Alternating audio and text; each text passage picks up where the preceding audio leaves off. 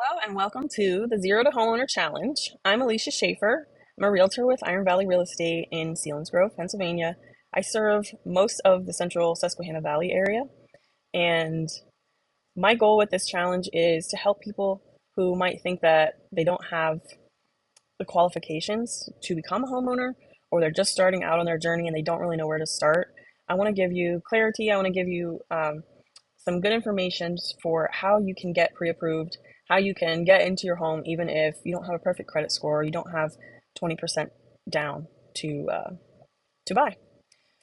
So in week one, we're going to be talking about considerations for buyers and also some mindset shifts and some ways to get creative. Um, there are a lot of considerations when you're first starting out in your home buying process, such as your job and your income. If your job is going to be changing or you're going to be moving careers, it's probably not the best time to move because a lender is going to want to see steady income. And if you change jobs in the middle of the process, that can sometimes mess up your loan process. So say you get under contract on a house that you want to buy and you get through most of it and then your job changes, the lender will find out about that and it will likely kill the deal. So um, it's important to know that whatever job or career you're in, you're staying there for a while so that you can shop with confidence knowing that's not going to interfere. Um, Other things to consider are your credit score, your down payment amounts, closing costs. Um, and a lot of people get hung up on these. And I feel like a lot of first time home buyers that I talk to let these three things right here um, keep them from even talking to a lender because they just think, well, my credit score isn't perfect. I don't have 20% saved. And if I don't have 20% saved, I don't have an additional 2 to 6% for closing costs. So, um, and that should actually say 4 to 6%. But anyway, these things are all, if you have a credit score in the 500s, I still want you to start the process, learn about this, talk to a lender because they can tell you, hey, we do have a program available for credit scores of this amount. If your credit score isn't there yet, I'll actually be introducing a free resource at the end of this that can help you simulate ways that you can enhance your credit score and get to where you need to be. So don't let a low credit score keep you from talking to a lender, getting pre-approved, and seeing what you need to do to become a homeowner. Ignoring the problem does not make it go away. Um, Other considerations are long-term planning. Are you planning to stay in this location at least 3 years? Do you have major lifestyle changes coming up, like career, family, anything that would affect what you need in a house?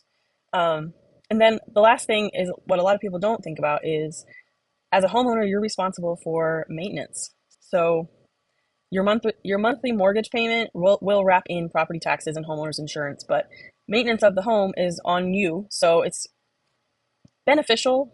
The costs will vary from year to year, but it's beneficial to save about 1 to 2% of the purchase price every year for things that can come up, like tree removal, roof repair, um, furnace maintenance, there, everything that goes into keeping a house.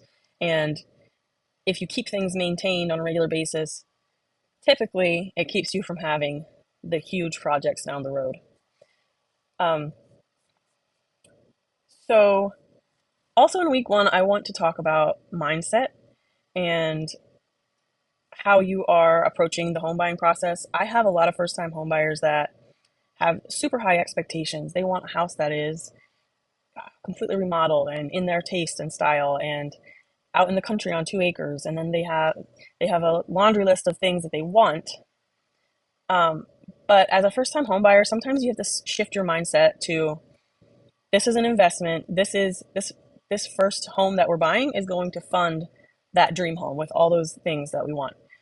Um, because those perfect homes are not only more expensive, but they also have higher competition on them. So if you can, if you're handy, if you can dedicate the time, I would encourage you to look at the house that hasn't been updated since the 70s, but everything's operating.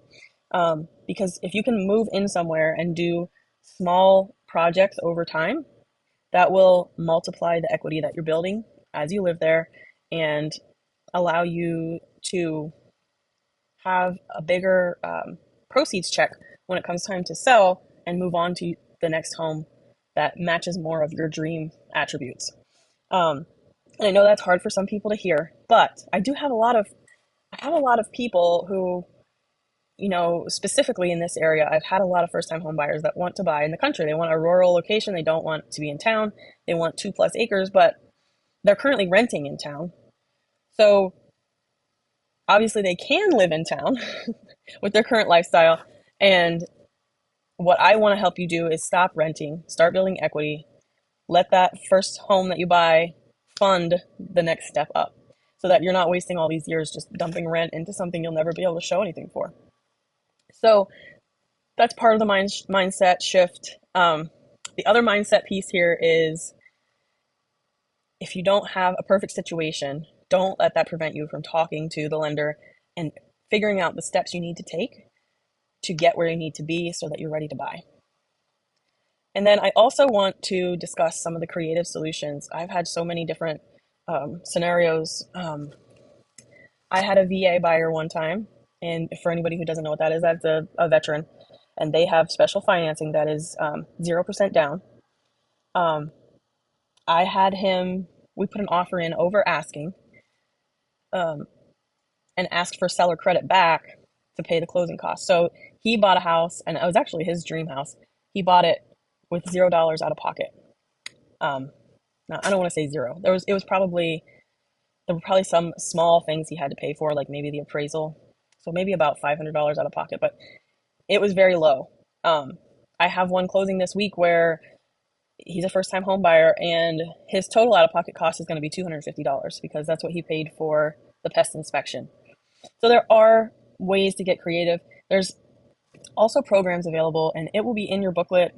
The counties in our area that offer grants to help with closing costs, but there's also other programs that aren't just grants to help with closing costs. So the best next step for you is to talk to a lender and to get real about where you are, because I know how it is. Ignoring the problem doesn't make it go away. So just talk to a lender, see where you're at, see what steps you need to take to get to your goal. And that brings me to this awesome app that is so graciously provided by Rebecca Foote at Foote Capital. She will be talking to us a little bit in week 3 about the mortgage process, but um, she is providing this as a free resource for you. It's called the Key Steps app. And I think what I'm going to do this week is I'm going to post a YouTube video of a demo for this because there's so much value in this app. You can see a snapshot of where you are right now, and then you can simulate things within the app to see if I pay this much on my car, how will that affect my credit score? And it does a soft pull on your credit, so it doesn't hurt your credit to download this app and take advantage of it. And it will give you a very clear picture of where you are right now and help you formulate a game plan for how to move forward. So I encourage you to download this app. What you're seeing on my screen is the booklet that goes along with these weeks. I'm going to upload the workbook and pin it to the top of this group so that it's easy to find, easy to download. I encourage you to print each week as we go if you can, and use the paper to take notes and write down questions. We're going to do a Q&A at the end of every week. We'll do the trainings in the earlier in the week, between Monday and Wednesday, and then we'll do Q&A throughout the week, and then we'll do a weekly wrap up probably on Saturdays. So be sure to participate as you have questions. Put them in the group.